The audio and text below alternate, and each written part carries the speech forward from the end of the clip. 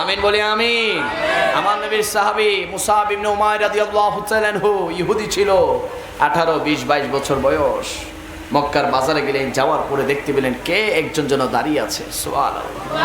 তিনি দূর থেকে লক্ষ্য করতে লাগলেন তিনি কে, এত সুন্দর, এত সুন্দর, নূরানি, যার চেহারা দেখে মুগ্ধ হয়ে গিয়েছি। সুবহানাল্লাহ। মুসাব ইবনে উমাইর রাদিয়াল্লাহু তাআলা আনহু আমার নবীর পিছনে যে জুলফি মোবারক রয়েছে, চুল মোবারক রয়েছে, আমার নবীর চুল মোবারকগুলা মুসাব ইবনে উমাইর দূর থেকে দেখলেন যেন সাগরের ঢেউ আমার নবীর চুল মোবারককে খাচ্ছে। যদি বলি না সুবহানাল্লাহ। তিনি চিন্তা করতে লাগলেন এত সুন্দর চুল আমি আমার জন্মের পরে আর দেখি নাই। কে তিনি? যখন আমার নবী নূরানি চেহারা মোবারক পিছনে ফিরালেন, আমার নবীর চেহারা মোবারক দেখে মুসাব ইবনে উমাইর রাদিয়াল্লাহু তাআলা আনহু অবাক দৃষ্টিতে তাকিয়ে আছে। হাই হাই, এত নূরানি সুন্দর মানুষ আমি আমার জীবনে দেখি নাই, তিনি কে? আশেপাশে মানুষকে বলতে লাগলেন এই নূরানি চেহারায় আনোয়ারের অধিকারী মানুষটা কে? তিনাকে বলতে লাগলেন তিনি হচ্ছেন মুসলমানদের নবী, নবী রাহমাতুল লিল আলামিন। আওয়াজে বলে তিনি নবী মুহাম্মদুর রাসূলুল্লাহ, চিৎকার দিয়ে বলি না সাল্লাল্লাহু। ইহুদি যুবক মুসাব তিনি আমার নবীকে দেখে আমার নবীর প্রেমে পাগল হয়ে ফিদা হয়ে গেলেন। সুবহানাল্লাহ।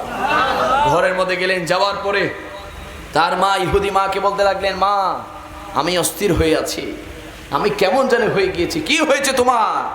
বলে আজ আমি মক্কার জমিনে, মক্কার বাজারে এমন একজন ব্যক্তিকে দেখেছি যাকে দেখার পর থেকে আমার কলব চেঞ্জ হয়ে গিয়েছে, আমার কলবের মধ্যে তার প্রেম ঢুকে গিয়েছে। সুবহানাল্লাহ। ইহুদি মা বলতে লাগলো তুমি কাকে দেখেছো? তখন মুসাব ইবনে উমাইর বলতে লাগলেন আমি মুসলমানদের নবী, নবী রাহমাতুল লিল আলামিনকে দেখেছি। যদি বলি না সুবহানাল্লাহ। ইহুদির মা মুসাব ইবনে উমাইরের ইহুদি মা বলতে লাগলো হাই হাই তুমি কি বলছো? আমরা ইহুদি, আমাদের টাকা আছে, আমাদের পয়সা আছে, সমাজে আমাদের সম্মান আছে, আমরা সম্ভ্রান্ত, আমাদের এত ক্ষমতা, যদি কেউ জানে তুমি ইহুদির সন্তান হয়ে মুসলমানদের নবীর প্রেমে পাগল হয়েছো, সমাজে আমাদের ইজ্জত সম্মান থাকবে না, তুমি ওই মুসলমানদের নবীর কাছে আর যেতে পারবে না। যখন মুসাব ইবনে উমাইর রাদিয়াল্লাহু তাআলা বাবা ঘরের মধ্যে আসলেন, ইহুদি মা মুসাব ইবনে উমাইরের বিচার দিতে লাগলেন তোমার সন্তান আজ মুসলমানদের নবীর প্রেমে পাগল হয়ে অস্থির হয়ে আছে। তখন ওই মুসাব ইবনে উমাইর রাদিয়াল্লাহু তাআলা বাবা ইহুদি বাবা বলতে লাগলো খামোশ, সাবধান, তুমি আর ওই বাজারে যাবে না এবং মুসলমানদের নবীর কাছে যাবে। মুসাব ইবনে উমাইর রাদিয়াল্লাহু তাআলা বলতে লাগলেন ও মা, ও বাবা, কি বলছো?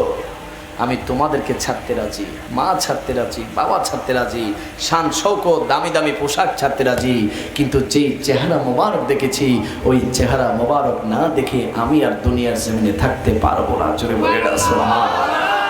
মুসাব ইবনে উমাইর রাদিয়াল্লাহু তাআলা মা বাবার অবাধ্য হয়ে ঘর থেকে বের হয়ে সরাসরি চলে গেলেন রাহমাতুল লিল আলামিনের দরবারে। জোরে বলি না সুবহানাল্লাহ।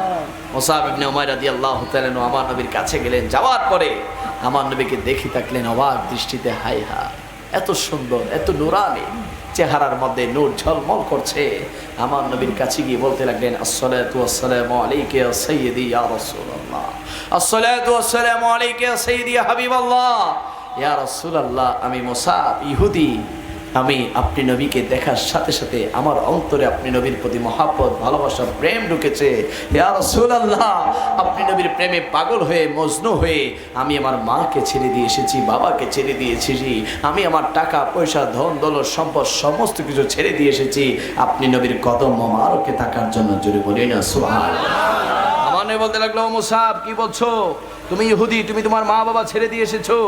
মুসাব বলতে লাগলেন হা হা ইয়া রাসূলুল্লাহ, মা বাবা ছেড়ে দিয়ে এসেছি শুধুমাত্র আপনি নবীর জন্য। আর দেরি করবেন না, আমাকে আপনি আপনার কলিমাটা এক্ষুনি পড়িয়ে দিন। যদি বলি না সুবহানাল্লাহ।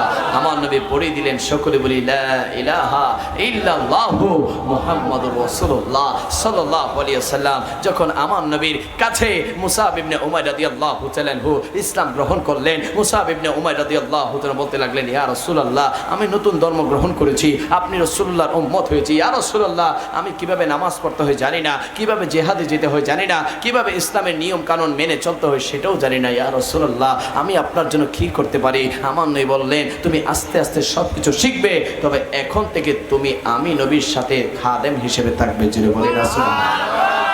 আমার নবী মুসাব ইবনে উমারকে